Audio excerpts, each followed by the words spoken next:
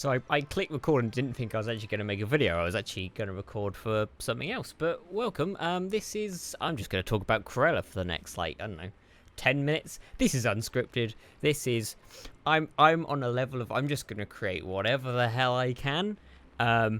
It's just going to be super relaxed, and that's about it. Welcome to this Cruella review. And I'll start off by saying I usually hate these kinds of Disney films because they're usually just rehashes of older films to gain money due to what do you call it? Due to nostalgia. It's a nostalgia machine, and it damn works. They make so much money out of these kind of films, but Cruella is different. It's a backstory. It's not just a rehash of the same film. It's a prequel, if you'd say. And like the Star Wars prequels, this one's also pretty damn good. I really enjoyed Cruella. I think it's not amazing. There's certainly some things that they need to improve or just do differently, which we will touch on. But yeah, it's a good fun watch. I went to the cinema to see this, first time since seeing Wonder Woman 1984. I want my money back, DC, because I didn't enjoy that film. That was the last time I saw a film, which was in December, I think. So I was lucky, unlike some who haven't seen a movie since 2019. But yes, I enjoyed this, and it was my first movie experience back. I went on my own, had a kind of a solo date. It was kind of nice. It was actually kind of fun. So yes, what did I like about Cruella? Basically, I thought that the actors, whoever casted this film, did a really good job. Emma Thompson and Emma Stone play off each other really well. I really like Emma Stone. La La Land is an amazing piece. I have a poster right here. You can kind of see it. I also own the 4K Blu-ray and the vinyl. It's such a good film, and Emma Stone is just a international treasure. They play off each other really well. I really love the posh talking. I have a soft spot for that. Obviously, Bridgerton got me into that somehow, and like Pirates of the Caribbean, I guess. But yes, like posh talking, and like the way they acted in this scene, the way that they show authority and show power, they did it really well, and they did it without sort of having to use your traditional camera methods of like having the camera look like really high up on somebody. I almost fell off my chair there. They didn't have to have the camera like below, so they looked really menacing. And they did do that in some places in this film. Like they had the Baroness, who is Emma Thompson. Like her office is higher than everybody else's in the room, so she looks over everyone, of course. But they don't have to always do that. They just have ways of making these two characters just seem like really powerful, and I'm trying to like narrow it down in my head of how they did that, but honestly I can't really remember. I really like the story of this. I'm gonna be honest here, I haven't watched 101 Dalmatians, so I don't know if this story is in there, but I kind of do like the story. I think they could have cut some parts out, and I'll get to that. But I think it's a really interesting story of sort of accepting yourself, but also at the same time being your true self. Sometimes, well, being your true self is good, but sometimes you can go too far. Is that the moral of the story? What was the moral of this story? Probably not a very good film if I can't think of that, but like, what was the moral of this story? Be yourself, maybe, but like she kills people. No, she does. She doesn't. Anyway, I liked it. I thought it was a good story. It's a very secular story. I knew it was going to come. She was going to... Spoilers for Cruella, I guess. That she was going to get hit off the cliff with the dogs. Like, I knew that was coming. However, I didn't see the twist. I didn't see that twist coming, that she was the mother. I didn't know that was coming. I should have seen it coming, because I'm smarter than that. I'm that meme from Revenge of the Sith. We're smarter than this. How did we not see that coming? But yeah, I thought it was good, and if I didn't get that plot twist, then that means that they did quite a good job. Although, I feel like there isn't much character development in this film. It's weird to say, and because the reason we watch films is to see characters develop, to see them go on an adventure, to see them grow, as people, so we can learn from these people.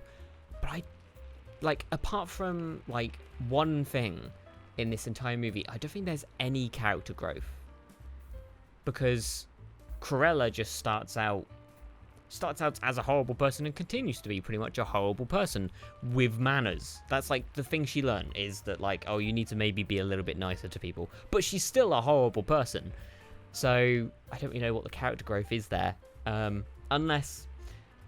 I'm not really too knowledgeable on the idea of, like, anti-villains. Like, what is the point of a film that's an anti-villain? Are we just... Because, like, what's the point of watching that? And I guess I need to be more... Well, I might search for a book on that or something, because that's quite interesting. What else did I like? Oh, I like the aesthetic of this film. I thought it was actually kind of... Not pretty, because it's meant to be quite ugly, I think. But, like, yeah, I like that, like, gritty undertone. It's very different to what we'd normally see in a Disney film, which is really surprising because my entire showing was pretty much loads of kids watching this film, because it is a Disney film after all, but it was kind of dark. Like, there are moments in this film that are dark. So yeah, that was very interesting. I do love that gritty aesthetic, that, I think it was 1970s London. Yeah, it was really nice. It was colourful in places. I couldn't tell if it was green screen or not, but there was one scene where they're sort of looking over London. And it looks quite nice. Yeah, so that was nice. There's something about me that loves sort of like fashion movies where like it's like person versus person in the fashion game. For some reason I really like that. They're the better sports movies. What else have we got? Yes, it needed... Here's the thing. It needed a original soundtrack. It kind of has an original soundtrack, but most of this film is made up of tracks that are well known to pop culture. Similar to, I don't know, like Guardians of the Galaxy or something like that. It doesn't have much original music. And when it does have original music, it's really damn good. Whoever did it, I'm not sure. But it's really good. It's really good. But most of it is made up of songs that are just thrown in there for no apparent reason. They don't really have anything to do with the film. They're just rock music. And here's where I think that the movie falls down in making us feel connected to the characters. I feel like that's my main issue with this film, is that there's no connection with these characters because there's no music that ties to each of the characters. There's no unique music to this. If we had music that was specifically designed to make us feel something and make us feel connected to the characters and links the characters to the music and the environment and things like that, I'd be more invested. But I mean, the songs they picked were good, but it could have been better. Yeah, I would have cut the first about 25 minutes of this film. It was just her as a young kid who just... Well, it shows us how her mother died and like her origin story, but I feel like we didn't need that. That was too much information. Along with that, it's narrated, and that's just too much exposition going all at once. It's too much telling us what the hell's going on than just like drip feeding at us throughout the film.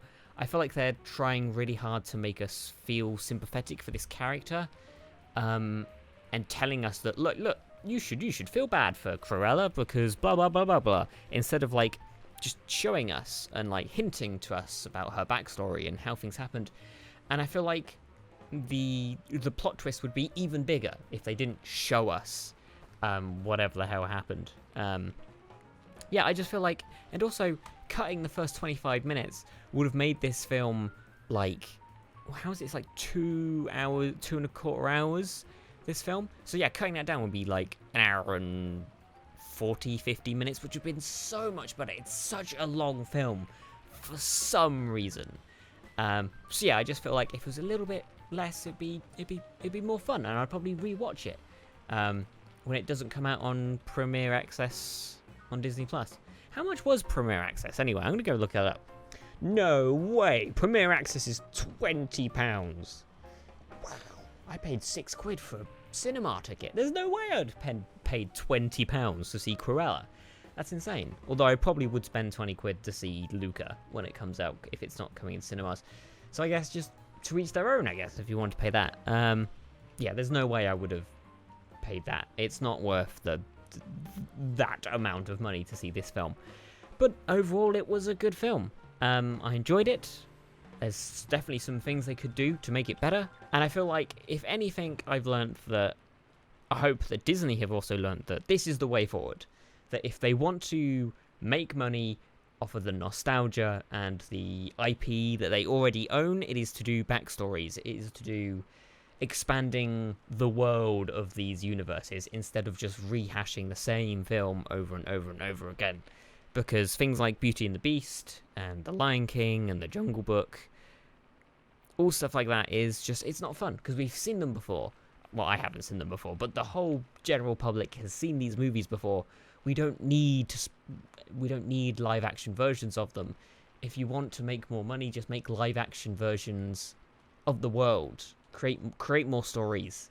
Lend a voice to more people. And just like, it's Disney. Do whatever the hell you want, really, except from remake your films. That's basically it. That was 12 minutes of me talking about Cruella. That was interesting. This is the first sort of testing this sort of format of just a conversation, because recently I feel like just relaxing my content a bit more, just having conversations, just having cozy conversations with some tea. This is my new mug, by the way. Is it gonna oh, it's gonna focus, look at that. Yeah, it's just having a fun conversation, relaxed. I'll probably put some like smooth jazz or something and maybe some rain under this to make it even more relaxing. Yeah, I'm just sort of burnt out on the whole highly edited, scripted videos. At the moment, from the past year, what I've learned is I just want to slow down, and I want to slow down and speed up at the same time. I want to slow down, just have fun with my content, just be myself, and review films and talk about films and all that stuff. Thank you very much for watching. Check me out on Twitter. That's pretty much where I am nowadays. And yeah, thank you very much for watching, and I shall see you later. Oh, can you do me one more thing? I almost forgot my outro. Can you have a great day? Thank you.